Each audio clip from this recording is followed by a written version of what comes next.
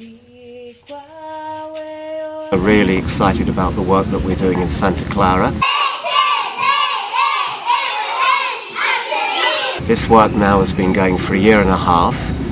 It's a project that previously existed in another community, which we moved to Santa Clara. The idea is to have a fully functioning permaculture site attached to the school. A Shipibo permaculture expert, who's the leader of this project, is also working with the children and the teachers in the school to teach them about permaculture, to teach them about sustainable agriculture. And one of our further aims with this project is that essentially the permaculture site at the moment is oriented towards growing food. We had a nutritionist working with us for a year, and she did a very good diagnosis of the nutritional situation in a number of different communities. And so we've detected that there's some nutritional deficiencies. So we're working with the community and the mothers in this community around nutritional issues, preparing food, preparing traditional recipes, but adding various ingredients that provide the micronutrients that are missing at the moment. I mean, this is really because this Santa Clara is a community quite close to the city, and that as people move closer to the city, they change their diet. They move from a traditional diet, which is actually very healthy, which is basically fish, fruit, yucca, and the animals that they can hunt in the jungle. And then as they move to the city, they have a more processed diet. And it's one of the factors that's actually behind, I think, a lot of illnesses that are in the city. So in this project, as well as teaching about permaculture, the products from the permaculture site, it's called the chakra, are being used directly in the school in association with the mothers of the children in the school to provide nutritious meals.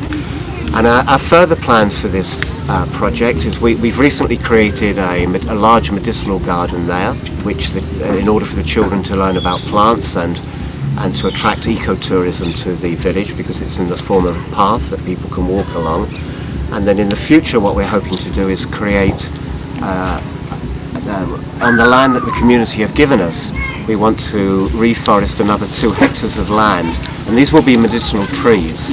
So it will both be a project about reforestation, and it will also be another way of teaching the children in the school about the medicinal trees of their culture. The project, this is the zone number 3 from the permaculture project. It's to have a small forest with fruit trees. Like right now we have also yucca and banana, but at some point there will be, when the mangoes grow up, there is also mango will grow up, and orange will grow up, and the guava will grow up. And this is the idea to build medicinal plant path that goes to the permaculture course, maybe for the women selling their artesanías. We have already 94 medicinal plants. They are already growing up. And on the left side here is a project with the 2 hectares of this wood forest with medicinal trees. So that's the idea in some future, like to combine ecotourism maybe and traditional knowing with the communal center. And the school is also really close to it, and the garden, so we have also the medicinal trees here. Y visitar el centro cultural. So this is a cultural center, and the medicinal pathway will be an opportunity for all the Shipibo families and children to understand herbs and use them and know what they are to help them. And then the art will be created here in the cultural center, and it'll be a community space for people to sell their crafts. Any cultural Events. Permaculture course or Permaculture courses will happen inside. he's also thinking about international permaculture. International, wow, amazing. No, todo el mundo,